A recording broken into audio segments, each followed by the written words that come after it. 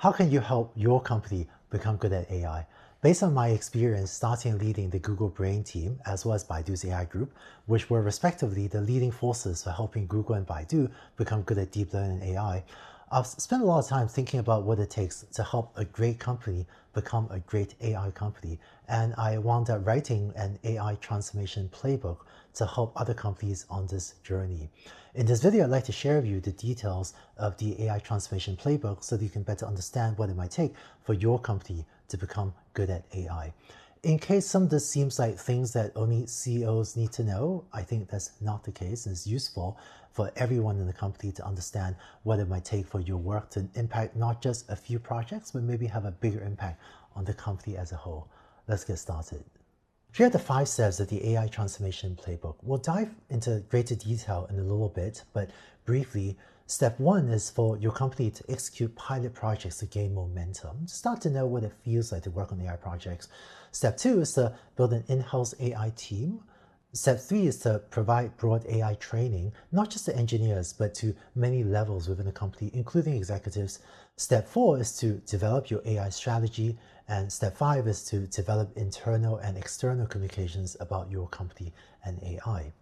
The way your company will execute the steps may not be totally sequential, and so the different steps may overlap, but this numbering gives a maybe rough sense of the order in which I think you could do these steps. In this video, we will go in greater depth on the first 3 of these 3 steps, and the next video will cover steps 4 and 5. Let's start with step 1, executing pilot projects to gain momentum. If you want your company to gain momentum with AI, the most important consideration for the initial project or projects is for them to be successful rather than necessarily be the most valuable.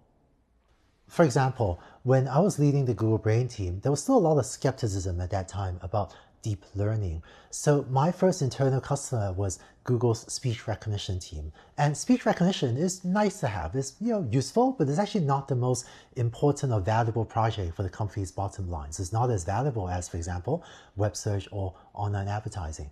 But by having my team make the Google speech team more successful, it started the flywheel turning, helped us get momentum, because then the peers, the other teams that are brothers and sisters, the speech team, started to see my team make the speech team more successful. And so they also started to gain favor in AI and wanted to work with us. So my second internal customer was the Google Maps team, to improving the quality of the maps data using deep learning. And with the first and second successes, I then started other conversations with the online advertising team, for example.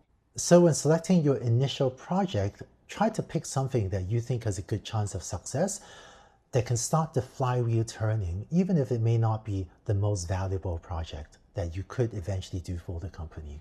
Because the goal of the first few projects is just to gain momentum, is also nice if you can pick something that can show traction within 6 to 12 months. So you can start the flywheel turning quickly. Finally, your first 1 or 2 pilot projects can be either in-house or outsourced.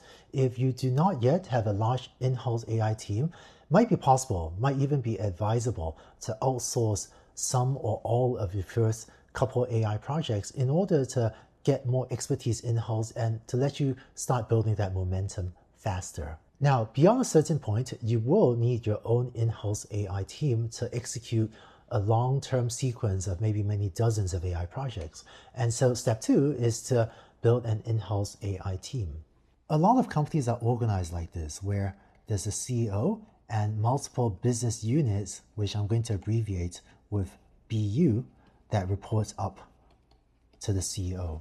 So what I recommend for most companies is to build a centralized AI team and then to take the talent in the matrix organization and to matrix them into these different business units to support their work. Why a centralized AI team? Let's take an example. Maybe this unit is your gift card business unit, and the BU leader may be great at whatever he or she does. They may be great at the gift card business.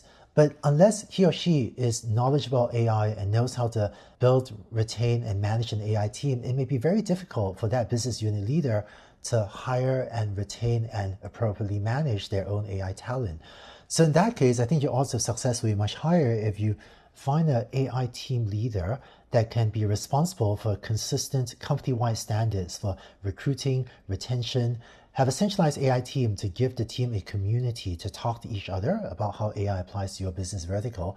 It may be more efficient to take the AI talent in your centralized AI unit and matrix them into the gift card business unit so that your AI talent can work together with the gift card domain experts in order to develop interesting AI projects together.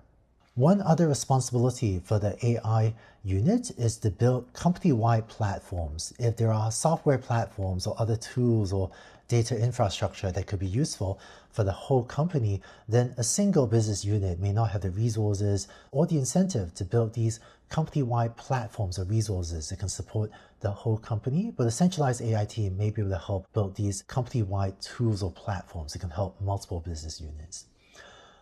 Finally, this new AI business unit can be under the CTO, the CIO, the Chief Data Officer, or the Chief Digital Officer, or it could also be under a new Chief AI Officer. The CAIO, Chief AI Officer, is a role that I'm seeing more and more often in different companies, but if some other senior executive has the right skill set, they could also manage the AI unit.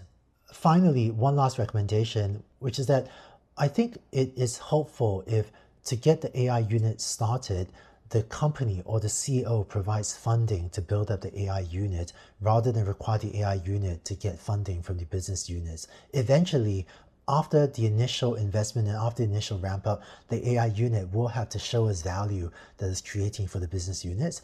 But having CEO inject funding at the outset so they can get going will often help you get that initial momentum much faster. In addition to building an in-house AI team, I also recommend that you provide broad AI training. Now, for a company to become good at AI, it's not just that you need engineers to know AI, you need multiple people at multiple levels of the company to understand how AI interacts with their roles. For example, for executives and senior business leaders, I recommend that they learn what AI can do for your enterprise, that they learn the basics at least of AI strategy, and they learn enough about AI to make resource allocation decisions. So how much training should executives and senior business leaders receive?